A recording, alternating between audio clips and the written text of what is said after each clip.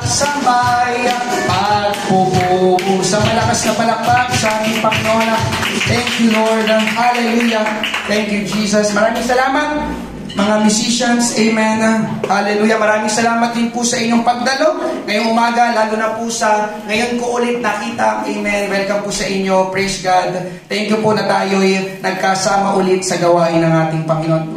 Maraming salamat din po. Amen. Sa inyong patuloy na pagbibigay at pagsuporta sa gawain ng ating Panginoon. Amen. Sa salita po ng Diyos, 1 Corinthians chapter 10.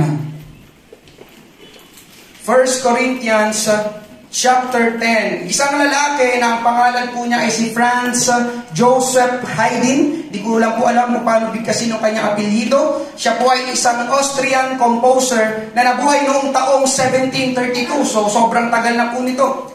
Siya po ay magaling na composer at gumagawa po siya ng mga classical na awitin. At mahusay po siya sa pagtatalumpati. Noong siya ay matanda at mahina na, katunayan po ay nakaupo na lang siya sa wheelchair, pero dahil sa siya ay mahusay magtalumpati, siya po ay inimbitahan pa rin upang mag-perform ng kanyang sikat na oratoryo. Ang pamagat ay The Creation. Ito po ay kanyang binase sa paglikha ng Diyos na mababasa po natin sa Book of Genesis sa Bible. Amen? At dahil magaling po mag-perform si Franz Haydn, talagang humanga po mga audience at umapalakpak. Lalo na nung dumating na sa chorus part yung kanta, ang linya na sasabihin ni Franz Haydn ay, "And there was light." Amen? Pag sabi niya ng "And there was light," sabay yung tunog ng music at paggalaw ng mga ilaw, mga lights. Siguro pag "And there was light," boom! Mga ilaw. Hanggang sa nagtayuan ng mga audience at sabay-sabay na pumalakpak. Pero si Franz, na nakaupo sa wheelchair, palakpakan talaga yung mga tao. Woo! Pero si Franz, na nakaupo sa wheelchair, mahina na, ay nagpipilit na tumayo at nakaturo pataas ang kanyang isang daliri. Sabi niya, "No, not from me, but from thence comes all." Sa Tagalog, hindi sa akin, ngunit mula doon ang gagaling ang lahat. Ang ibig niyang sabihin ay, huwag ako ang palakpakan nyo, kundi ang Panginoong Diyos na siyang lumikha ng lahat. Amen. Sabi niya, sa Kanya lamang ang papuri at kaluwalhatian. Pagtapos ay napabalik siya sa kanyang pagkakaupo sa wheelchair. Pinilit pa niyang tumayo para lang ipaalam sa mga tao na nanonood na ang kaluwalhatian, sa English ay glory, ay hindi dapat sa kanya kay Franz, kundi dapat ay sa Diyos lamang. Kung bakit ko po yun nakwento, ay hindi lang po si Franz Haydn ang dapat na magbalik o magbigay ng kaluwalhatian sa Diyos, kundi ang bawat tao na nabubuhay, lalo na ang mga mananampalataya na niligtas ng Panginoon, katulad ko at katulad mo. Dapat ang ating buhay dito sa lupa ay nagbibigay kaluwalhatian sa Diyos na lumikha sa atin. Amen. Amen? Katunayan mga kapatid, kung hindi mo pa alam ang pinakalayunin ng buhay, ito yon. Tayo ay dapat na namumuhay para magbigay ng kaluwalhatian sa Diyos. Amen. Kung hindi mo pa alam ang purpose ng buhay, ito mga kapatid. Amen. To give glory to God. Isaiah 43:7, sabi sa New Living Translation, "Bring all who claim me as their God, for I have made them for my glory. It was I who created them." Amen. Ang aking mga nilikha ay para sa aking kaluwalhatian. Ilikha niya ang lahat. Amen. Para magbigay kaluwalhatian sa Diyos. Amen? May ganitong quote din ang sabi, "Life is meant to be lived with a purpose. And the most important purpose is to glorify God. As a Creator, Savior, Provider, Healer, and many other things about Him. He deserves all the glory we can give. We must live glorifying Him." Ang buhay ay nilalayong mamuhay ng may layunin. At ang pinakamahalagang layunin ay para luwalhatiin ng Diyos. Bilang isang tagapaglikha, tagapagligtas, tagapagbigay, tagapagpagaling at marami pang ibang bagay tungkol sa Kanya. Karapat dapat siya ang Diyos sa lahat ng kaluwalhatiang maibibigay natin. Dapat tayong mabuhay na niluluwalhati siya. Kaya ito po ang aking ibabahagi ngayong umaga. Living to glorify God. Nabubuhay upang luwalhatiin ang Diyos. Pero hindi po ito yung niluluwalhati ang Diyos sa pamamagitan ng salita lang. Oh, glory! Lord, we give you glory! Pero hindi ito salita lang. Ang tinutukoy ko ngayong umaga ay yung ating bang sinasabi ay tugma sa ating ginagawa. Kaya nga sabi ay living, nabubuhay. Ibig sabihin, hindi lang ang ating salita, kasi mga kapatid, madali ang magsalita. Amen. Amen? Kaya ang tanong na dapat nating itanong sa ating sarili ngayong umaga, amen, ulitin ko, ang tanong na dapat nating itanong sa ating sarili, ang akin bang mga ginagawa ngayon ay nakakapagbigay kaluwalhatian sa Diyos?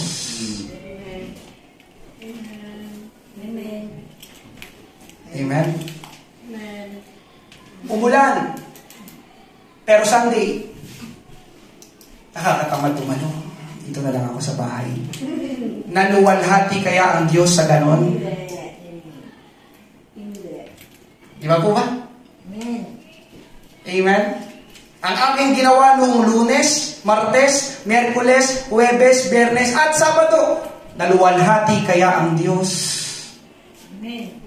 Alam niyo mga kapatid, ang kaluwalhatian ay dapat standard at pinaka-aim ng ating buhay. Ang dapat na palagi mong itanong sa iyong sarili, ito bang aking gagawin ay makakapagbigay kaluwalhatian sa Diyos? Amen. Amen. Ulitin ko, ito bang aking gagawin makakapagbigay kaluwalhatian sa Diyos? Dapat laging ganon. Ay gagawin ka, pero ito bang aking gagawin makakapagbigay kaluwalhatian sa Diyos? Kasi mga kapatid, ito ang pinaka-standard, pinakalayunin ng buhay, lalo na ng mga Kristiyano at sumusunod sa ating Panginoong Hesus. Tingnan nyo, basahin po natin ang ating main text. Isang talata lang po ito na isinulat ni Apostol Pablo. 1 Corinthians chapter 10 verse 31. Kaya kung kayo man ay kumakain, umiinom, o anuman ang inyong ginagawa, gawin ninyo ang lahat sa ikaluluwalhati ng Diyos. Anuman, sabi anuman ang inyong ginagawa. Ano yung anuman? Lahat. Kahit ano. Gawin ninyo ang lahat sa ikaluluwalhati ng Diyos. Andiyan pa po ba kayo mga kapatid? Pagpalain ng Diyos ang pagkabasa ng kanyang salita. Tayo po'y manalangin. Sandali, Panginoon, samahan mo po ang iyong gawain sa umagang ito. Iniimbitahan po namin, O Diyos, ang banal mong presensya, manahan sa aming kalagitnaan, ang pagkilos ng banal na Espiritu, itago mo ko sa iyong likuran, pahira ng aking labi, Panginoon, mangusap ka, Panginoon Diyos, sa aking mga kapatid na ito, na nasa gawain mo ngayong umaga, hallelujah, kausapin mo kami, Panginoon Diyos, patawarin mo kami, Panginoon, na sa anumang aming mga nagawa na hindi nagbigay ng kaluwalhatian sa iyo. Patuloy mong linisin ang aming puso, ituwid, Panginoon, ang aming lakad, sa iyong harapan, Panginoon. Ito po ang aming panalangin. Inangkin po namin ang pagtatagumpay sa pangalan ni Jesus. Amen. Palakpakan po natin ang ating Panginoon. Praise God. Ano man ang inyong ginagawa, ibig sabihin mga kapatid, kahit ano. Ikaw man ay nasa paaralan, nasa bahay, nasa trabaho, hindi lang sa church. Amen. Sa church, madali ang magbigay ng kaluwalhatian sa Diyos. Pero tinutukoy ng talatang ito, kahit nasa ang lugar ka, amen, dapat ang ating ginagawa ay para pa rin sa ikaluluwalhati ng Diyos. Ngayong umaga mga kapatid, tatlong bagay na dapat nating gawin para maluwalhati ang Diyos. Una, glorify God in your body. Glorify God in your body. Luwalhatiin ang Diyos ng iyong katawan o sa iyong katawan. 1 Corinthians chapter 6 verses 19 to 20. O hindi ba ninyo nalalaman na ang inyong katawan ay templo ng Espiritu Santo na nasa inyo, na tinanggap ninyo mula sa Diyos, at kayo ay hindi sa inyong sarili, sapagkat kayo'y binili sa isang halaga, kaya luwalhatiin ninyo ng inyong katawan ang Diyos. Glorify God in your body. Mga kapatid, sinong tumanggap sa ating Panginoong Hesus? Pakinggan mo ito. Nang tanggapin mo ang Panginoong Hesus sa iyong buhay, kung totoong tinanggap mo nga siya, alam mo ba kapatid, ginawa ng Panginoon ang iyong katawan na kanyang bahay. Kanyang tahanan, kanyang templo, kanyang banal na dako. Yan, yung iyong katawan, mga kapatid. Alam mo ba yun? Amen? Kaya nagsimula yung talata ng patanong, hindi ba ninyo nalalaman na ang inyong katawan ay templo ng Espiritu Santo na nasa inyo? Kaya patanong mga kapatid, marami kasi ang hindi nila alam. At least ngayon, salamat sa ating Panginoon, nalaman na natin. Amen. Amen? Na ang iyong katawan, ang ating katawan ay naging tahanan ng Diyos sa pamamagitan ng Espiritu Santo. Kaya ibig sabihin mga kapatid, mahalaga ang ating katawan. Kung nag-iisip ka na hindi mahalaga ang katawan, nagkakamali ka. Mahalaga ang ating katawan sa Diyos. Kaya hindi lang ang ating espiritu at kaluluwa ang lumuluwalhati sa Diyos, kundi pati ang ating katawan ay dapat nagbibigay kaluwalhatian sa Diyos. Amen? At kung napansin nyo sa binasa natin mga kapatid, kayo ay hindi sa inyong sarili. Nabasa nyo ba yan? Kayo ay hindi sa inyong sarili, sapagkat kayo'y binili sa isang halaga. Mga kapatid, nang mapako sa krus ang ating Panginoong Hesus, amen, binili niya tayo sa hindi matutumbasang halaga. Buhay ng Panginoon ang ipinambayad niya. At nang tanggapin natin ang Panginoon sa ating buhay, ulitin ko, nang tanggapin natin ang Panginoon sa ating buhay, amen, sinasabi ng talatang ito, hindi na tayo ang nagmamay-ari sa ating katawan. Binili sa isang halaga, napakahalaga. Amen? Dati, binili tayo ng ating Panginoon, tinubos na tayo ng ating Panginoon. Dati kasi mga kapatid, pagmamay-ari po tayo ng dyablo. Alam niyo ba yan? Dahil sa kasalanan. Pero nang mamatay si Jesus sa krus, nagkaroon ng daan, ng access para tayo ay makabalik sa Diyos. At nang tinanggap natin siya sa ating buhay, siya na po ang nagmamay-ari sa atin. Kasama pati ang ating katawan. Amen? Anong ibig sabihin nun mga kapatid? Kayo'y hindi sa inyong sarili. Ang ibig sabihin nun mga kapatid, hindi mo na pwedeng gawin ang gusto mo lang gawin sa iyong katawan. Ulitin ko, hindi mo na pwedeng gawin kung anong gusto mo lang gawin sa iyong katawan. Kayo ay hindi na sa inyong sarili. Binili ko kayo, sabi ng Panginoon, tinubos ko kayo ng aking buhay, ng aking banal na dugo. Pati katawan nyo dapat magluwalhati sa akin. Amen po ba? Amen. Hindi na tayo nabubuhay para sa ating sarili lang, kundi tayo ay nabubuhay na para sa ating Panginoon. Amen? Dahil ang sabi po ng Panginoon, ang ating katawan ay binili ng Panginoon. Nang tanggapin natin ang Panginoon, tayo po ay nakipag-isa sa ating Panginoon. 1 Corinthians 6:17. Ngunit siya na nakikisama sa Panginoon ay nagiging iisang espiritu na kasama niya. Nang nakipag-isa tayo sa ating Panginoon, tinanggap mo si Jesus sa iyong buhay, nakikipag-isa ka sa ating Panginoon. Alam niyo yung mag-asawa? Pag sila'y naging mag-asawa, nagkakaroon ng union, nagiging isa sila. Yun. Amen? Kaya anuman ang ginagawa natin sa ating katawan na hindi katanggap-tanggap sa Panginoon, tayo po ay nagkakasala sa Panginoon. Ulitin ko, anuman ang ating ginagawa sa ating katawan na hindi katanggap-tanggap sa Panginoon, tayo po ay nagkakasala sa ating Panginoon. Anything unholy, anything unhealthy, anything improper na ginagawa natin sa ating katawan at sa pamamagitan ng ating katawan ay pagtataksil sa ating Panginoon. Amen? Ano-ano ba yung mga unholy, unhealthy, at improper na ginagawa natin sa ating katawan? Unang-una na dito mga kapatid, sexual immorality. 1 Corinthians chapter 6 verse 18. Ang sabi po sa New Century Version, so run away. Ito po ay context ng 1 1 Corinthians chapter 6 kanina, binasa natin, o hindi ba ninyo nalalaman? Pag inangat mo ng konti, ito yung talata. So run away from sexual sin. Every other sin people do is outside their bodies. But those who sin sexually sin against their own bodies. Mga kasalanan na ginagawa mo, pangungupit, pagnanakaw, pakikipag-away, kasalanan sa labas ng katawan. Pero kapag ikaw ay pumapasok sa mga gawaing sexual, amen, ang sabi doon, ikaw ay nagkakasala sa iyong sariling katawan. Amen? Ikaw ay pumapasok ay nahuhulog sa tinatawag na sexual immorality. Amen? Mga kapatid, ito po ay may kinalaman sa sex. Pakikipagsiping. Nais ko pong sabihin ngayong gabi, ang sex ay hindi po isang laro.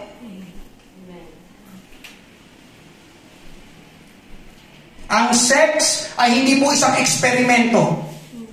Mag-experiment kaya tayo. Naku-curious kasi ako eh. No. Ang sex ay banal sa Diyos. Amen? At ang sex ay napakagandang regalo ng Diyos sa mag-asawa lang. Uulitin ko mga kapatid, sa mag-asawa lang. Amen? Amen. Parang tahimik niyo po ata. Pastor, hindi kami sanay na ganyan ka eh. Kaya ang isang tao na nakikipagsiping sa hindi niya asawa, kasalanan sa Diyos. Amen? At kapag ang isang tao ay nakikipagsiping na hindi pa sila kasal o mag-asawa, kasalanan pa rin sa Diyos.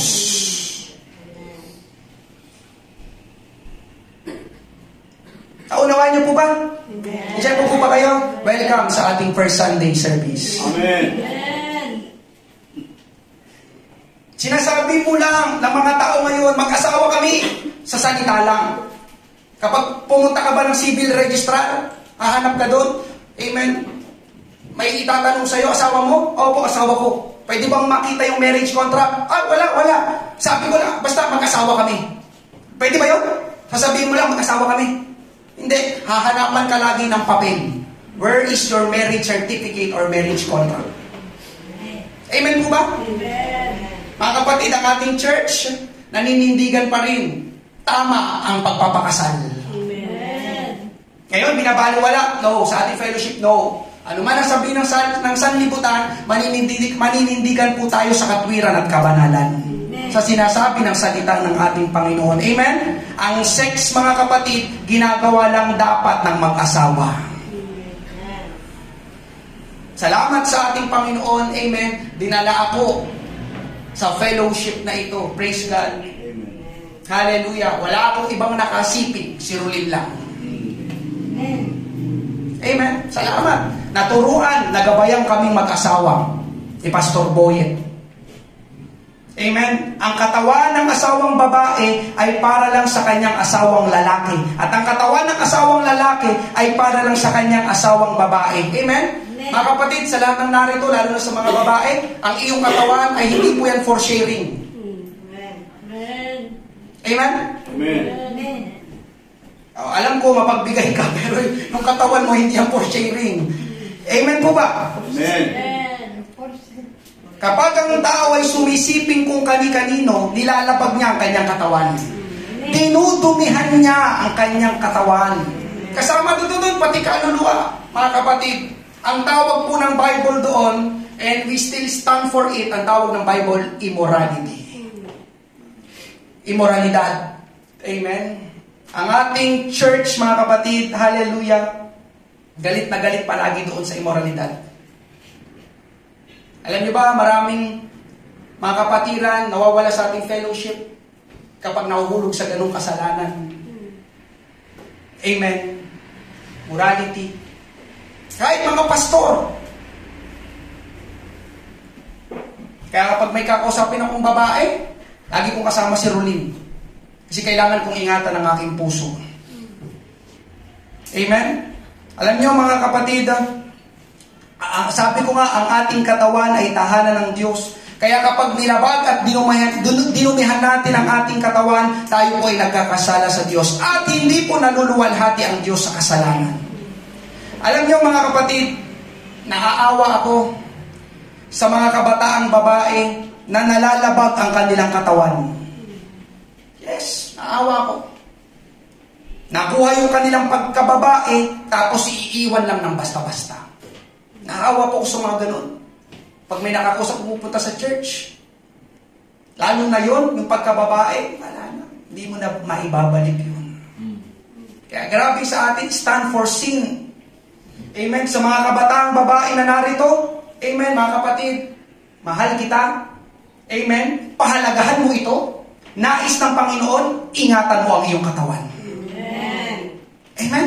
Sa mga babae narito, amen. If you treat me really as your pastor, listen to the word of God, to this warning.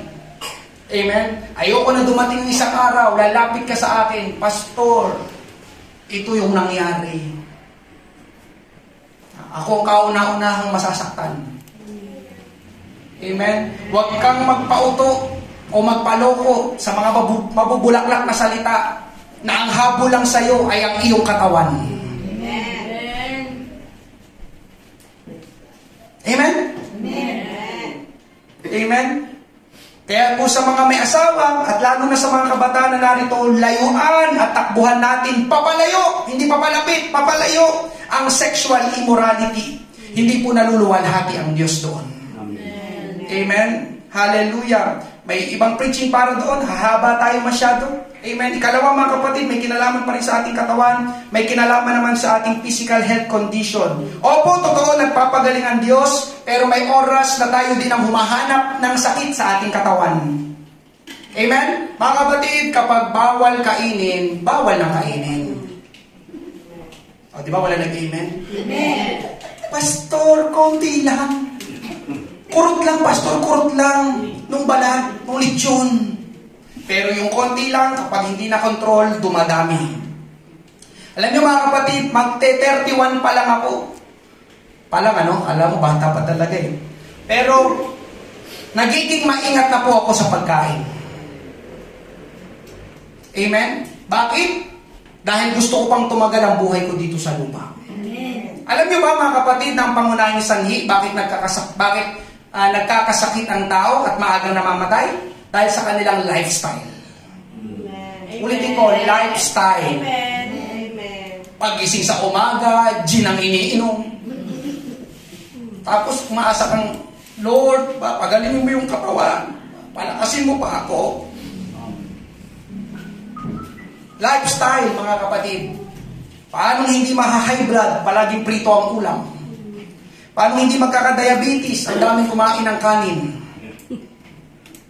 Amen? Nag-pastors meeting kami nitong Biyernes. Ay isang bagong pastor, kaibigan kong pastor, nakakwentuhan ko. Sabi niya, Pastor, biglang tumaas ang BP ko. Paano ba naman ang laging niluluto ni Mrs. Pritong ulam? Ano, nagulat ako, tumaas yung alta pressure niya. 28 years old pa lang siya. Bagong pastor. Kaya pinainom daw siya ng doktor ng Losartan. Salamat sa ating Panginoon, wala pa naman ako tinitake na maintenance. Alam niyo mga kapatid, totoo, ang mga nagtitake ng maintenance ngayon, pabata ng pabata. Dahilan, lifestyle. Amen? Dati hindi ko na-appreciate ang gulay, kabataan ko. Kaya sa mga kabataan na narito na nandidiri ka sa gulay, I believe one day, ma-appreciate mo ang gulay. Ngayon, ang lagi ko unang hinahanap kapag kakain ako, lalo na pag nandun ako sa trabaho, titignan ko anong gulay. Bago kong piliin yung yung talagang, kunyari, karne, yung gano'n. Pero gusto ko may gulay lagi na side dish. Amen? Dati, halos masuka-suka ako sa gulay. Ngayon, sarap ng gulay. Amen. Lord, thank you sa gulay. Amen? Napapansin ko pa naman sa ating fellowship. Ang daming pastor na inatake sa puso. Yes, si Pastor Boyet, alam nyo, pag nagpa-pastors meeting kami, kwento ko lang si Pastor Boyet. Laging pinapaalalahanan ng mga pastor. Pastor, amen. Ang pananampalataya mo, malakas yan, pero kapag hindi ka nag-ingat sa iyong katawan, papatayin ka ng iyong ginagawang lifestyle. Lagi kami pinapaalala ni Pastor Boyet sa aming mga katawan. Kung gusto mo pang maglingkod ng matagal sa ating Panginoon, sabi ni Pastor Boyet, ingatan mo katawan mo. Oo, may pananampalataya ka, malakas ang pananampalataya mo. Pero kung kinakain mo naman, puro lechon kawali, wala. Diba? Itong nakaraan, nailala niyo ba, may nakwento na matay. Sabi ni Pastor Boyet, hindi ko makakalimutan kwento sa kanya. Ito ay pastor natin sa ibang bansa, nasa 40 years old siya, lumapit siya kay Pastor Wayman Mitchell. At si Pastor Wayman Mitchell, nakita niyo itong pastor na ito, sobrang taba. Sabi ni Pastor Wayman Mitchell sa pastor niya, alam mo, ikaw, si Pastor Wayman Mitchell, tatay ni Pastor Greg, siya ang founder ng ating fellowship. Sabi niya sa pastor na yon, alam mo, ikaw, kapag ikaw ay namatay ng maaga, mananagot ka sa Diyos. 40 years old ka pa lang, pero tignan mo yung iyong sarili. Kasi mga kapatid, sabi ni Pastor Wayman, may plano pa ang Diyos sa'yo, pero pinapamadali mo yung buhay mo. Amen. Gusto ka pang gamitin ng ating Panginoon. Di ba? Yung kwento nga dyan, yung pagdating mo sa langit, nagulat ang Panginoon. Bakit nandito ka na? Hindi mo pa oras Kasi pabaya sa katawan. Amen? Bisyo, di ba? Hindi po naluluwalhati ang Diyos sa ganon. Amen? Hallelujah. Dito pa rin po papasok yung, nabanggit ko na pala, yung katakawan. Sino pong naniniwala hindi po naluluwalhati ang Diyos sa katakawan? Ang naluluwalhati doon ay yung ating tiyan. Pag nakakita ng pagkain, oh, glory! Glory. Yung busog ka na pero ayaw mo papigil sa pagkain, katakawan po yun. Ang katakawan po ay kasalanan kasi pang-aabuso sa katawan. Amen? 3 beses lang po ang alam ko na normal na pagkain sa isang araw. Ikaw, 6 na beses. May almusal, may pang alas 10, may alas 12, may alas 3, may alas 7, at may pang midnight snack pa. Alam ko, pinagpapala ka kapatid, pero ingatan mo yung katawan. Sabi, glorify God in your body. Lahat ng sobra, nakakasama. Amen? Dito pa rin papasok yung sobrang pagtatrabaho. Wala ka ng maayos na pahinga. Aanin mo yung kinita mo kung magkakasakit ka lang. Ang over-fatigue ay galing po sa sobrang pagtatrabaho. At yun po ay pang-aabuso din po sa ating katawan. Pinagod natin ng sobra ang ating katawan. Kaya kapag oras na ng church, sorry Lord, pagod po ako, hindi muna ako makaka-attend. Alam mo, sabi naman ni Lord, sino ba kasing may sabi na pagurin mo ang iyong sarili? Amen po ba? Hindi po naluluwalhati ang Diyos sa gano'n katawan. Amen? Dito pa rin papasok yung pagpupuyat. Sino pong mahilig sa inyo magpuyat? Tutulog ka ng alas 3 ng umaga, tapos gigising ka ng alas 5 ng umaga. Very good. Ganda yan, pagpatuloy mo yan. Pastor, bakit kaya ako nahihilo? Alam nyo, sagot ko, ay sa tingin mo. Diba? Sagot ko minsan, baka nagpuyat ka. Hindi na sila nakakasagot. So, pag-pray mo, parang nahihilo. Ano oras ka tulog kagabi? Alam niyo mga kapatid, ang pagpupuyat o yung walang tamang oras ng pagtulog ay nakakapanghina ng immune system kaya madaling dapuan ng sakit. Pang-aabuso pa rin sa katawan. Kaya hindi po naluluwalhati ang Diyos doon. Amen? Glorify God in your body. Amen? At isa pa mga kapatid, napansin ko ito, lalo na kung ikaw ay Kristiyano na noon, pwede pa. Pero nung ikaw ay tumanggap sa ating Panginoong Hesus, tingin ko ito, hindi ito ginagawa ng isang Kristiyano. Amen? Ulitin ko ano yun. Ito, tingin ko, noon pwede, pero ngayon na ikaw ay na-born again, na niligtasan ng ating Panginoon, tingin ko ito, hindi na ito dapat ginagawa ng isang tunay na Kristiyano. Ano yung pastor? Yung paglalagay ng tato.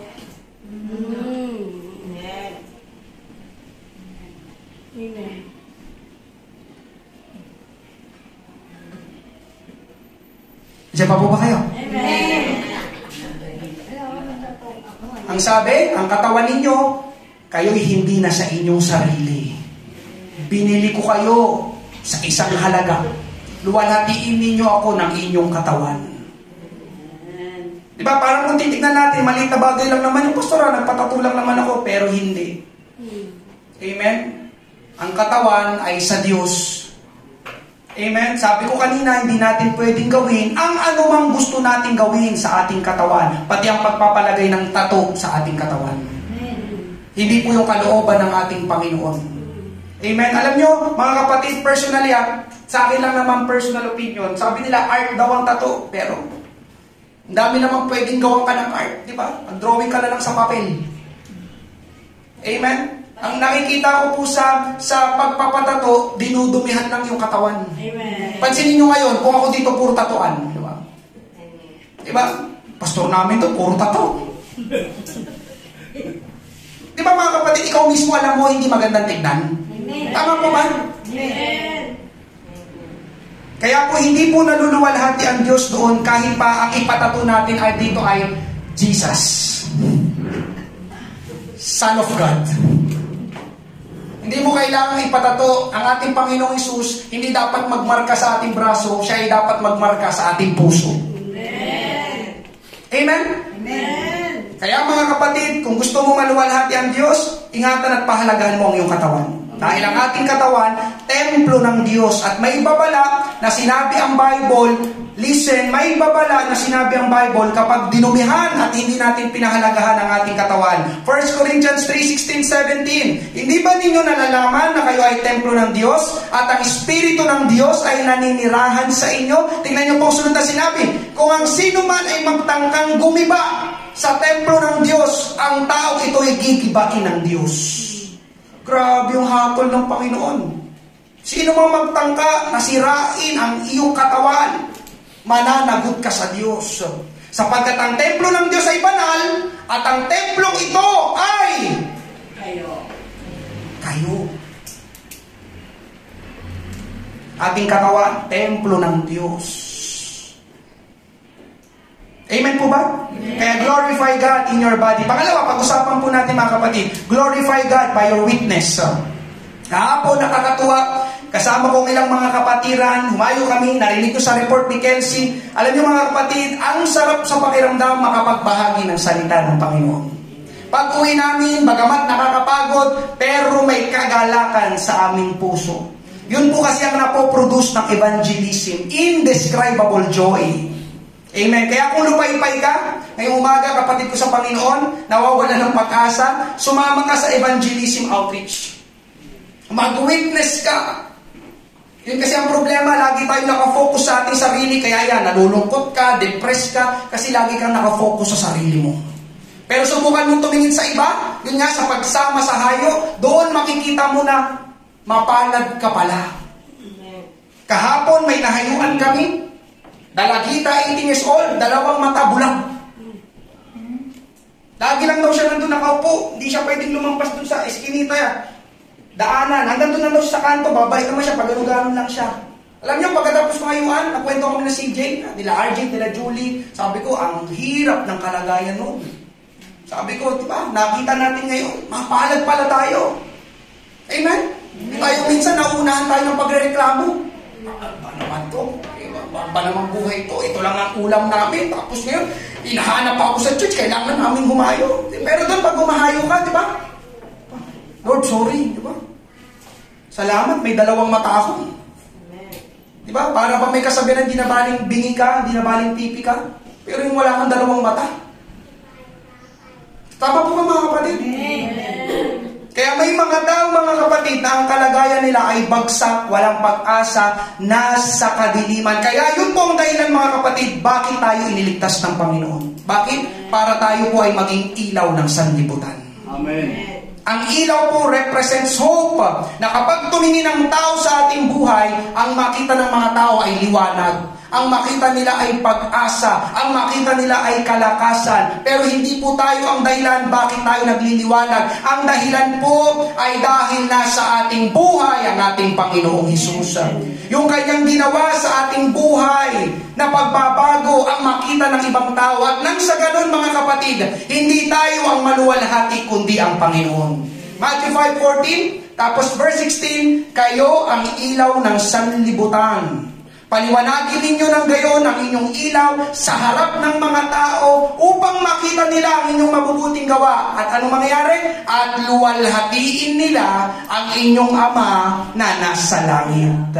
Sa pamamagitan ng iyong buhay, ng iyong witness, ang ginawa ng Panginoon sa iyo, makita ng ibang mga tao, at yung mga tao na yun na nakakakita sa iyong buhay, lalo na sa iyong binagong buhay, sila mismo luwalhatiin nila ang Diyos na sinasambat pinaglilingkuran mo sa church na ito. Kayo ang ilaw, sabi ng Panginoon. Ibig sabihin, mga kapatid, tayo ang mga witness, amen, ng ating Panginoon, na may ginawa ang Panginoon sa ating buhay. Amen po ba? Kaya mga kapatid, sabi ko nung Thursday, huwag natin ikahiya na ikaw ay born again. Yung iba, kinakahiya nila. Amen? Ulitin ko, yung iba, kinakahiya nila. Sige, sino nakakaalam sa lugar ninyo na born again ka? Amen po ba? Huwag, kapatid. Amen? Noon, proud ka sa ginagawa mong kasalanan, pero ngayon, na Kristiyano ka na, nahihiya ka. Amen? Kinakahiya mo ang Panginoon. Kinakahiya mo ang ginawa ng Panginoon sa iyo. Kinakahiya mo ang tinanggap mo sa Panginoon. Tingnan niyo pong sabi, Mark 8:38. Kung ako, ito po si Jesus na nangungusap dito, at ang mga aral ko ay ikakahiya ninuman sa panahon ito na ang mga tao ay makasalanan at hindi tapat sa Diyos, ikakahiya ko rin siya kapag ako na anak ng tao ay pumarito na taglay ang kapangyarihan ng aking Ama at kasama ang mga banal na anghel. Mga kapatid, nabasa po natin kung ikinakahiya daw po natin ang ating Panginoong Hesus. Kung kinakahiya natin na tayo ay born again, ikakahiya din tayo ng Panginoon sa harap ng kanyang Ama at sa harapan ng mga anghel. Sino po sa inyo gusto ng ganon? Pag dito nahiya ka, di ba? Pupunta ka, uy, ayan na si praise the Lord, hallelujah. Ikaw naman, yung parang biglang mapapayo kung nahiya ka. Uy, hindi isang beses pa lang ako matendo sa Potter's house. Pero nakasampu ka na, di ba? Kapatid, ito po ang nais ng Panginoon. Tayo po ay magliwanag sa ating paaralan, sa ating trabaho, sa ating tahanan. Na makita ng mga tao si Jesus sa buhay natin, na marinig ng mga tao si Jesus sa buhay natin, sapagkat ang kailangan ng mga tao ay walang iba kundi ang ating Panginoong Hesus. Kapatid, kamusta? Nabahagi mo na ba ang Panginoong Hesus sa iyong kaklase? Sa iyong katrabaho? Sa iyong kapitbahay? Nabahagi mo na ba si Jesus? Katabing pinto lang. O ikaw ang binabahagi na nila? Binabahagi na ng latest showbiz. O alam mo ba yung boyfriend ni ganito? O kaya naman ikaw ang tinuturuan nila ng ginagawa nila. O, tagay mo na tayo, tagay. Ikaw naman. Compromise. Mga kapatid, naluluwalhati ba ang Diyos sa ating ginagawa? Naluluwalhati ba ang Diyos sa ating mga pinag-uusapan sa bahay, sa school, sa trabaho? Nagliliwanag ba tayo? Nagwi-witness ba tayo? Amen. Hallelujah. Yun nga po ang problema, mga kapatid. Katulad ng pangangaral ko nung nakaraang Huwebes, nakakalungkot sa mga Kristiyano ngayon, ito talaga ang pangunahing problema ng mga Kristiyano sa ating kapanahunan. Ano yun, Pastor? Nakikipag-compromise ang mga Kristiyano. Amen? Pag Sunday, Christian sila, pero pag Monday, sa sanlibutan na ulit. Ang tawag doon, compromise. Hindi ka tunay na Kristiyano. Ang tunay na Kristiyano, tanggihan ang sarili, pasanin ang krus, sumunod sa ating Panginoong Hesus. Basahin niyo mamaya, Matthew 16:24. Amen? Ibig sabihin ng compromise, mga kapatid, yung ginagawa ng unbelievers, ginagawa din natin. Compromise. Yung isang paa, nasa Panginoon, yung isang paa, nasa sanlibutan. Compromise. Amen? Kaya hindi po talaga tayo magliliwanag. Ang makikita nila sa atin ay yung ginagawa din nila. Tama ba? Pareho lang pala tayo eh. Bakit ako sasama sa isang church? Anong pagkakaiba? Diba? Pag-gabi, diba? Magkatagay lang tayo. Tapos minsan, imbita mo ako sa church. Anong pinagkaiba nun? Amen po ba, mga kapatid? Walang liwanag. Kaya hindi po tayo makapagbahagi. Bakit? Dahil hindi tayo paniniwalaan. Diba? Na-aapektuhan yung iyong impluensya. Bilang Kristiyano, hindi ako makapagbahagi kasi nga nakikipagkompromiso ka. Yung iyong influence sana sa kanila, di ba? Walang dominion, walang kapangyarihan. Dapat, mga kapatid, ito dapat, sila ang nahihiya sa atin, hindi yung tayo ang nahihiya sa kanila. Ako, hindi ko kinakaya ang Panginoong Hesus. Amen? Pag lumalakad ako dyan, amen, tutuwa ako, di ba? Pag binabati ako, Pastor, titingnan yung mga tao, Pastor pala yun? Kakaway pa ako. Gandang umaga, gandang gabi. Amen? Nais po ng Panginoon, mga kapatid, ng ating buhay ay maging instrumento niya para makilala pa siya ng ibang tao na hindi paligtas. Acts 22:15, sapagkat magiging saksi ka niya sa lahat ng mga tao tungkol sa mga bagay na iyong nakita at narinig. Narinig mula sa salita ng Panginoon at yung iyong narinig ay yung isinasapamuhay at habang isinasapamuhay mo ay nakikita ng ibang tao. At kapag nakita ng ibang tao, sila rin kausapin, hipuin ng Panginoon anong meron sa iyo na wala sa kanila. Doon maluluwalhati ang Panginoon, mga kapatid. Kaya mga kapatid, ang church na ito, magpapatuloy po tayo na hahayo at ipapangaral ang salita ng Diyos. Dahil yun po nakakapagbigay ng kaluwalhatian sa ating Panginoon. Kaya kahit may trabaho po ako tuwing Miyerkules, nagmamadali po akong umuwi para makasama ako sa hayo. Gusto kong humayo. Amen. May kagalakan ako sa paghayo, sa paggawa ng kalooban ng ating Panginoon. Oo, mahalaga ang trabaho, pero para sa akin, mas mahalaga ang ipatotoo si Jesus sa ibang tao. Amen. Sapagkat gusto ko, mga kapatid, luwalhatiin ng Diyos sa pamamagitan ng aking testimony kung anong ginawa ng Panginoon sa aking buhay. Amen. Alam niyo ba, mga kapatid, bago umakyat ang Panginoong Hesus sa langit, ito po yung kanyang bilin sa kanyang mga alagad. Ipangaral ang ebanghelyo, ipangaral ang mabuting balita. Mark 16:15, at sinabi niya ni Hesus sa kanila, humayo kayo sa buong sanlibutan at inyong ipangaral ang ebanghelyo sa lahat ng nilikha. Ngayong umaga, kapatid, kamusta tayo? Kamusta ang ating testimony sa harapan ng ating mga kamag-anak, sa harapan ng ating mga kaklase, sa harapan ng ating mga katrabaho? Sila ba kilala tayo na born again? At pangalawa, sila ba naniniwala na tayo ay born again? Glorify God by your witness. Hindi naluluwalhati ang Diyos kapag nakikisang-ayon tayo sa sanlibutan. Yes, hindi ko naman ibig sabihin na hindi ka nalalapit sa kanila. Amen. Pwede mo silang batiin. Binabati ko yung mga kapitbahay natin dito. Ang tinutukoy ko ay yung ginagawa nila ay dapat hindi mo sinasamahan, inaayunan at ginagawa. Witness, glory. Kung gusto mong maluwalhati ang Diyos sa iyong buhay, amen, ipakita natin ang ating maganda at mabuting patutuo. Amen. Ako, mga kapatid sa ating Panginoon, hindi naman masama. Pero sa trabaho, magtatatlong taon na ako, pero never ako pumunta ng Christmas party ng trabaho. Wala naman akong gagawin. Alam ko naman, manonood lang doon. Pero para sa akin, sasayangin ko lang ang oras ko doon. Amen. Hindi pa ako nakatayo ng Christmas party. Hindi po masama sa atin ang Christmas party, ha? Akin lang po yun. Ayaw kong umatin. Wala naman akong gagawin doon. Puro lang sila inuman doon. Diba? Yung sayawan ng sounds. Diba?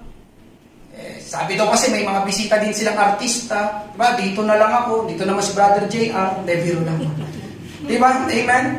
Ang gagawin ko doon? Amen po ba, mga kapatid? Yun yung ibig sabihin na hindi ka basta nakikipag-compromise. Amen? Diyan pa po ba kayo? O kapag may party, ikaw yung nauna. Party. Nagulat ka, nandun ako. Dito ko pala. Basta ba't ka nandito? Ako mangaral eh. Nandiyan pa po ba kayo? Amen po ba? Pangatlo, panghuli, mga kapatid, glorify God by trusting Him. Amen? Glorify God by trusting Him. Alam niyo, mga kapatid, naluluwalhati ang Diyos kapag hindi lang isa, kundi palagi tayo nagtitiwala sa Kanya. Lalo na sa mga panahon na ikaw ay walang-wala. Amen? Madali ang magtiwala sa Panginoon kapag maayos ang lahat. Kayo siya, amen? Amen. Pero paano kung hindi na maayos ang lahat? Magtitiwala ka pa rin ba sa Diyos? Amen. Amen? Isang magandang halimbawa dito, mga kapatid, sa Bible na naluwalhati ang Diyos sa kanyang pananampalataya at pagtitiwala ay walang iba kundi si Abraham. Nangako ang Diyos kay Abraham, alam po natin ang kwento, magkakaroon sila ng anak ni Sarah. Pero ang pangako po ng Diyos ay hindi agad dumating kinabukasan. Alam niyo po ba, ang lumipas na taon, 25 years. 75 years old si Abraham, pinangakuan siya ng Diyos, Abraham, ikaw ay magkakaanak at mula sa iyong lahi, mula sa iyong binhi, dadami ang iyong salin lahi. Amen. Pero kinabukasan, walang nangyari. Kinabukasan ulit, wala pa rin nangyari. At kinabukasan, amen, wala pa rin nangyari. Hallelujah. Pagtungtong niya ng 90 years old, biruin mo, 75, pwede siguro pagtungtong niya ng 80? 90, pwede na siyang mag-alinlangan sa pangako ng Diyos. Amen? Ikaw yung nasa kalagay na Abraham, nangako ang Diyos sa'yo. Paglipas sa 10 taon, hindi pa nangyari pangako ng Diyos. I believe, di ba? Magdadaw tayo sa ating Panginoon. Amen. Di ba? Lord, 10 taon na. Lord, 15 years na. Lord, 20 years na. Nasaan na yung pangako mo? Pero alam niyo mga kapatid, ang nakakamangha kay Abraham, sa kabila ng kanyang kalagayan na pinangakuan siya ng Diyos, pero hindi agad tinupad ng Diyos, pinanghawakan pa rin niya ang pangako at nagtiwala siya sa Diyos. May tatanong ako, may nabalitaan na ba kayo na nagkaroon ng anak na sila ay 100 years old? Sino po sa inyo? Ako may kakilala ako. Sino pastor? Si Abraham at si Sarah. Amen. 75 years old, 25 years ang lumipas, pagtungtong ng 100, Abraham, hindi ako nababali, nasisira sa aking pangako. Amen? Itong taon na ito, magkakaanak kayo. Pag binasa niyo pa yung sa Genesis na yun, tumawa pa si Sarah. Magkakaanak daw kami, wala nang ako ipin. Sabi ni Sarah, di ba? Ito talaga si Lord, papampiro minsan. Di ba? Tingnan mo yung balat ko, di ba? Ang dami ng pekas. Pag tumatanda po, nagkakapekas, ano? Diba? Sasabihin, magkakaanak pa lang kami. Diba? Pero alam niyo mga kapatid, hallelujah, nagkaanak sila 100 years old. Nangyari yon mga kapatid dahil nagtiwala at nanampalataya pa rin si Abraham sa Diyos sa loob ng 25 years. Kaya mo bang magtiwala pa rin sa Diyos sa loob ng 25 years? Amen. Amen? At ang pagtitiwala po sa Diyos mga kapatid, alam mo ba, nakakapagbigay kaluwalhatian sa Kanya. Ulitin ko, ang pagtitiwala sa Diyos nakakapagbigay kaluwalhatian sa Kanya. Romans 4:19-20, sa Kanyang pananampalatayang hindi nanghihina, hindi niya itinuring na parang patay na ang Kanyang sariling katawan. Siya ay halos 100 taon na noon, si Abraham. Hindi rin niya itinuring na patay ang bahay bata ni Sarah. Biruin niyo, hindi niya itinuring. Hindi. Okay pa rin kami. Okay pa rin yung aming reproductive system ni Sarah. Sabi ni Abraham, hindi siya nakalinlangan sa pangako ng Diyos, praise God. Sa pamamagitan ng hindi pagsampalataya, sa halip, siya ay lumakas pa sa pananampalataya na nagbibigay ng kaluwalhatian sa Diyos. Mga kapatid, kapag ikaw ay nag-aalinlangan, hindi ka nakakapagbigay ng kaluwalhatian sa Diyos. Alam niyo po mga kapatid, ang totoo pa nga, kapag pinagdududahan natin ang ating Panginoon, naiinsulto ang Panginoon. Kasi parang sinasabi mo na hindi niya kaya. Hindi naman kaya ng Panginoon yan. Naiinsulto ang Panginoon. Alam niyo po ba yun? Ang kabaliktaran ng pagtitiwala. Amen? Pagdududa, pag-alinlangan, hindi nakakapagbigay kaluwalhatian sa Diyos. Pero ang sino man na tao na nagpapatuloy na manampalataya at magtiwala sa Diyos, nagbibigay ng kaluwalhatian sa Diyos. Ipinapakita po ng ating binasa ngayong umaga na ang Diyos ay tapat, na kahit gaano pa kahirap ang kalagayan natin, pwede tayong magtiwala sa Diyos. Natuto pa rin niya ang kanyang mga pangako. Amen? Hallelujah! Sinasabi po ng talatang ito, pinapakita na kahit gaano katagal, anuman ang mga pinagdaanan na natin, anuman ang mga lumipas na panahon, na maaasahan ng ating Panginoon. Alam niyo mga kapatid, ang nakakalungkot sa panahon natin, marami ng tao kahit mananampalataya ang hindi na nagtitiwala sa Diyos. Pastor, paano mo nasabi? Kasi sa halip na narito sila sa church para sumamba sa Panginoon, ay nandoon sila sa kanilang trabaho at negosyo. Exempted po yung talagang may pasok ng Sunday. Mga nasa operation. Pero ipinapanalangin ko po na mawalan kayo ng pasok ng linggo. Dahil hindi po, dahil hindi po kalooban ng Panginoon na araw ng Sunday, araw ng Panginoon, kayo po ay nagtatrabaho. Dapat ang araw ng linggo, Sunday, ay para sa Panginoon. Kaya ipinapanalangin ko po kayo lagi, bigyan kayo ng favor ng Panginoon sa inyong mga companies. Amen po ba? Paano po nasabi, Pastor ulit, na ang mga tao hindi na nagtitiwala sa Diyos? Pastor, kapag hindi kami nagbukas ng tindahan, paano kami kikita? Linggo pa naman ang malakas ang benta. Yun po ay walang tiwala sa Diyos. Amen po ba? Pastor, kapag hindi ako nagtrabaho ng linggo, paano kami kakain? Mga pananalita na walang tiwala sa Diyos. Amen po ba? Bakit ganun ba kasama ang Diyos, kapatid? Na kapag hindi ka nagbukas ng tindahan ng isang araw, hindi ka na kagad makakakain? Meron bang ganun? Si Papa, ganun lagi ang bukang bibig eh. Amen? May tindahan kasi kami, si Mama lagi siyang inaakay sa church. Hindi, linggo ngayon, maraming customer, magtitinda ako. Tapos lagi siya sabi kay Mama, pag hindi tayo nagtinda, paano tayo kakain? Sabi, Mama, nagbenta ka ng mula Lunes hanggang Sabado, walang tinda, walang benta.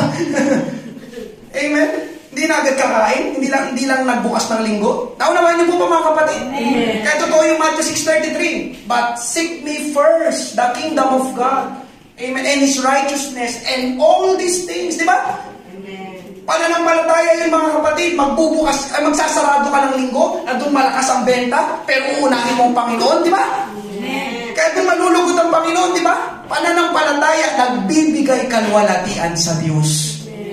Amen? Kaya ang mga tao kung gano'n, nagtitiwala sa kakayanan nila, nagtitiwala sa prinsipyo nila, pero hindi sa Diyos, hindi po naluluwalhati doon ang Diyos. Amen po ba? Personal story mga kapatid, sa akin pong personal na patotoo. Amen. Hallelujah. Alam niyo mga kapatid, maliit lang po ang sahod ko sa trabaho. Kung ikukumpara niyo yung sahod ko sa ibang mga nakatapos ng pag-aaral. Amen? Hindi po ganoon kalaki ang aking sahod. Nagtatrabaho po ako para lang may extra income para sa aking pamilya, kay Rolyn, kay Ruth. Amen? Sasabihin ko na po sa inyo, dapat hindi ko talaga ito sasabihin, siguro 3 linggo nang nakalipas, Miyerkules yun, pinatawag ako sa head office. Kinakabahan ako dahil iniisip ko baka may nagawa kong violation. Iba kasi head office namin, ako ay naka-deploy sa isang account doon sa trabaho ko. Kinakabahan ako, Miyerkules. Pagdating ko doon, 4 kami. Biruin mo yung aking pang-meeting ay assistant vice president sa department namin, yung isang assistant manager, at yung isang team leader. Sabi ko, ano bang meron? Bakit ba kamitin ko itong mga tao nito? Amen?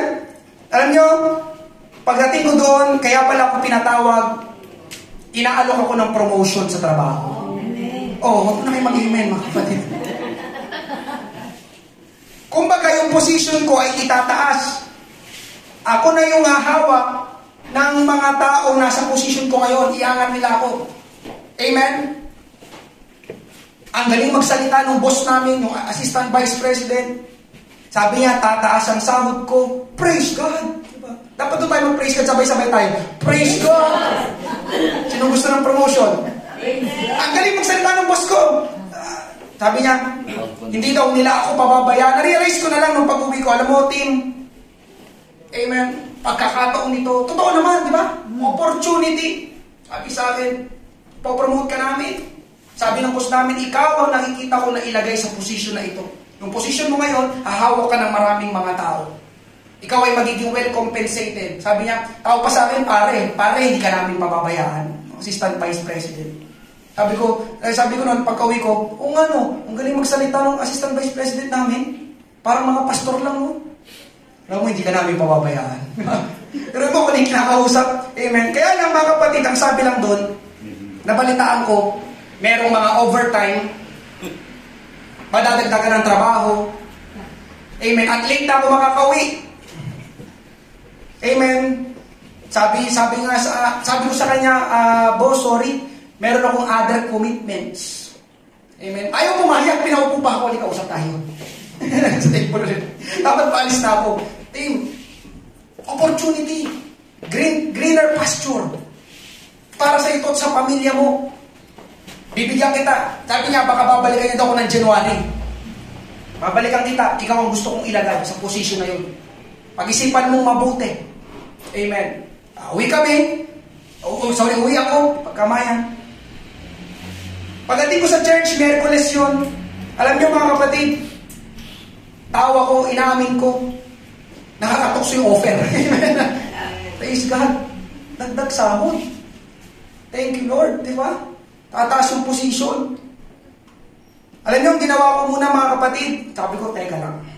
Hindi ako mapalagay Alam niyo, nanalangin ako dito. Miyerkules ng hapon. Umpo ako dito, nanalangin ako. Panginoon, gusto ko ikaw mismo, yung sagot mo. Kaya mga kapatid, kapag gagawa ka ng mahirap na pagpapasya, panalangin muna, masagot. Amen. Bago yung parang ano ba tawag doon? Sugod ka ng sugod. Nalangin ko talaga mga kapatid, bago dumating yung mga kasama kong hahayo ng Miyerkules, naglaan ako ng oras. Lord, tulungan mo ako. Di ba parang natutokso ko na tanggapin yung offer. Kaya lang, Lord, di ba, paano yun, may overtime, uuwi ako ng gabi, di ba? Biruin nyo yung midweek service natin, di ba? Wala pa si pastor, Isisimula na kami, wala pa si pastor, Amen? Alam niyo mga kapatid, nung hapon na iyon, habang nananalangin ako, inimpress at pinaalala sa akin ng ating Panginoon. Alam niyo, dumating sa akin, team, kailan ko kayo pinabayaan ng pamilya mo? Nananalangin ako dito. Team, parang gano'n ang dumating sa akin, kailan ko kayo pinabayaan ng pamilya mo? Alam niyo mga kapatid, nahiya ako sa Panginoon. Amen? Para akong binuhusan ng malamig na tubig. Kasi nga napapaisip ako doon sa promotion. Lord, ang ganda ng promotion. Diba? Baka times 2 ang sahod. Alam niyo mga kapatid, itong nakaraan lang, tama ang Panginoon. Bakit? Wala akong maalala sa loob ng 3 taon namin dito sa Pateros na natulog kami ng gutom ni Rolin at Ruth. Wala akong maalala. Amen? Natulog kaming gutom dahil wala na kaming pambili ng pagkain. Wala akong maalala, kapatid. Wala. Amen? Biglang pinaalala sa akin ng Panginoon. Amen? Alam mo, biglang pinaalala sa akin, nakakatawa minsan, di ba Tim, tumaba nga kayo ni Rolin sa Pateros? Kung hindi lang kayo nag-control. Di ba? Tapos parang sabi ng Panginoon, tapos ngayon, parang iiwan mo ako. Iiwan mo ang church, pababayaan mo ang mga mananampalataya. Nahiya ako, nag-sorry talaga ako sa Panginoon. Lord, sorry. Hindi na po, Panginoon. Kaya pag nag-usap ulit kami ng boss ko, hingi na ako ng sorry sa kanya, at sasabihin ko nga sa kanya, sorry sir, pastor po kasi ako. Amen. May inaalagaan po doon, amen, mga mananampalataya at church sa Pateros. Sama niyo po sa panalangin mga kapatid, amen, na maliwanagan yung boss ko, hindi ako maliwanagan. Amen. Mga kapatid, ang punto ko doon, amen, parang sinabi ng Panginoon, nagtiwala ka na agad sa tao? Sa offer ng tao? Yes, totoo yan mga kapatid. Natukso talaga. Offer, promotion. Di ba yung hinihintay ng mga nasa trabaho nandito? Amen. Kaya mga kapatid, isa sa mga paborito kong talata yung Jeremiah 17:5, tapos talo tayo na 7. Sinabi pa ng Panginoon, isusumpa ko ang taong lumalayo sa akin at nagtitiwala lamang sa tao. Verse 7, pero mapalad ang taong nagtitiwala at lubos na umaasa lamang sa akin. Amen. Yun. Amen. Salamat sa Panginoon, may salita ng Diyos. Amen. Mapalad ang tao na nagtitiwala sa Panginoon. Dahil ang nagtitiwala sa Panginoon, hindi pababayaan ng Panginoon. Amen. Amen. Ngayon mga kapatid, nag-diet lang kami ni Rolin. Kung hindi kami nag-diet ni anak ko. Amen. Baka itong suot ko, pumuputok na to. Amen. Hallelujah. Kaya mga kapatid, ang dami po natin mapupulot sa Bible na makakapag-boost ng ating pananampalataya at pagtitiwala sa ating Panginoon. Ngayong umaga, sa oras na ikaw ay dumadaan sa mga sitwasyon na mahirap, parang wala nang mangyayari, ang tignan mo ay ang kayang gawin ng Diyos. Amen. Ang pakinggan natin ay ang salita ng Diyos. Amen. Si Abraham, hindi niya tinignan ang sarili niyang katayuan. Oo, 100 years old, mahina na siya, pero hindi nangihina ang Diyos na kanyang pinaglilingkuran. Oo, matanda na si Abraham, pero hindi matanda o tumatanda ang Diyos ni Abraham. At yung Diyos ni Abraham, Diyos mo, kapatid, sa ating Panginoon. Amen? Kaya sinampalatayanan at pinagtiwalaan niya ay ang Panginoon. Panghuling verse, Romans 4:21, ang lubos at lubos na nanalig si Abraham ito na ang Diyos na nangako ay may kapangyarihang makagawa noon. Amen? Praise God. Ngayong umaga, mga kapatid, hindi po lugi ang tao na naglalagak ng tiwala sa Diyos. Amen. Ngayong umaga, gusto mong luwalhatiin ng Diyos? Patuloy kang magtiwala sa Kanya. Amen. May mga bagay talaga na hindi mo alam. Hindi mo eksaktong alam. Amen. Pero magtiwala ka sa Diyos na alam niya ang lahat. Amen. Amen. Hallelujah. Ngayong umaga, amen, living to glorify God. Palakpakan, purihin po natin ang ating Panginoon sa umaga nito. Habang ang bawat isa po ay nakayuko, praise God, ating suriin po ang ating sarili. Ito po ang dapat na maging aim, standard, amen, ang ating buhay, luwalhatiin ang ating Panginoong Diyos. Hindi lang dito sa church, kundi pagdating sa bahay, sa school, sa trabaho, dapat, amen, lalo na ang mga anak ng Diyos, amen, dapat lumuluwalhati tayo sa ating Panginoong Diyos. Ngayong umaga, wala pong first time, tayo po ay mag-altar call, hallelujah, lumapit tayo sa ating Panginoon, tulungan niya tayo, Panginoon, tulungan mo ako na makapagbigay ako ng kaluwalhatian sa iyo, ng aking buhay. Kung anong ginawa mo sa akin, makita ng ibang tao. Tulungan mo ako, Panginoon, sa mga panahon ako'y nag-aalinlangan. Gusto kong magtiwala sa iyo dahil ang mga bagay na yun ang makapagbibigay kaluwalhatian sa ating Panginoon. Binubuksan po natin ang altar, tayo po'y manalangin sa ating Panginoon habang tayo po ay umaawit. Praise God, hallelujah, glorify your name, Jesus, Jesus, Jesus. Lord, forgive us from all our sins, sa aming mga pagkukulang, sa aming mga pagpapabaya, Panginoon. Patawarin mo po kami. Narito kami sa iyong harapan, Panginoon. Linisin mo ang aming puso, linisin mo ang aming isipan, linisin mo ang aming labi ng iyong banal na dugo, Panginoon. Kailangan ka namin. Salamat sa mga salita mo na patuloy namin napakikinggan, patuloy na naitatanim sa aming puso. Tulungan mo, Panginoon, na ang mga salita mo ay lumago pa, Panginoon, sa aming puso upang kami lumago pa, Panginoon, sa aming pagkakilala at pagsunod sa iyo, Panginoong Jesus. Lord, help us to glorify you, Lord. Hallelujah, hallelujah. Praise God, praise God, praise God. You are worthy to be praised. You are worthy of our praise. Salamat, salamat, salamat, Panginoon. Dakila ka ang aming amang banal. Glory, glory, glorify your name. Praise God, praise God, praise God. Thank you, Lord. Thank you, Jesus. Hallelujah. Lord, speak to every heart, Lord, ng aking mga kapatid na ito. Tulungan mo, Panginoon, ang kanilang pananampalataya. Tulungan mo, Panginoon, ang kanilang mga araw-araw na kinakaharap, Panginoon Diyos. Lord, sila, Panginoon, ang makahawa sa kanilang mga kaibigan, sa kanilang mga katrabaho, sa kanilang mga kaklase, Panginoon. Mag-stand out ka, Panginoon Jesus. Magliwanag kami, Panginoon, dahil sa iyo. Hallelujah. Hallelujah, Lord. Puspusin mo kami ng iyong Espiritu na praise God, praise God, praise God. Glory, glory, glory to you, Lord. Sambahin ang pangalan mo na praise God. Tayo po'y magsitayong lahat. Praise God, hallelujah. Thank you, Lord. Thank you, Jesus. Mga kapatid, uwi po tayo ngayong umaga. Patuloy nating luwalhatiin ang ating Panginoon. Ng ating buhay.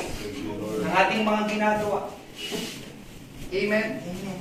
Yun po ang nais at kalooban ng ating Panginoon. Thank you, Lord. Tayo po'y manalangin na. Praise God, hallelujah. Tulungan tayo ng ating Panginoon.